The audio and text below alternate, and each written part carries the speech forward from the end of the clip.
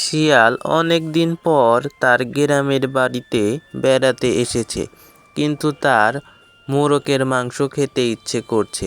তাই সে মোরগের মাংস খাওয়ার জন্য গ্রামের ভিতরে চলে আসে এবং সে আশেপাশে দেখতে থাকে কোথাও কোনো মোরগ আছে কিনা।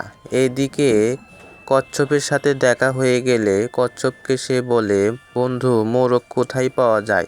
তখন কচ্ছপ তাকে মোরগের খবর দেয় এবং শিয়াল দ্রুত সেখানে চলে আসে এবং দেখে একটি কুকুর সেখানে বসে আছে। একটু পর কালো বিড়ালকে দেখে কুকুরটি দৌড়ে তার দিকে চলে যায়।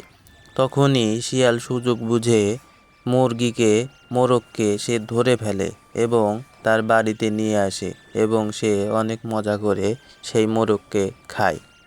বন্ধুরা, কেমন লাগলো? আমার চ্যানেলটিকে তোমরা সাবস্ক্রাইব করো, লাইক করো, শেয়ার করো।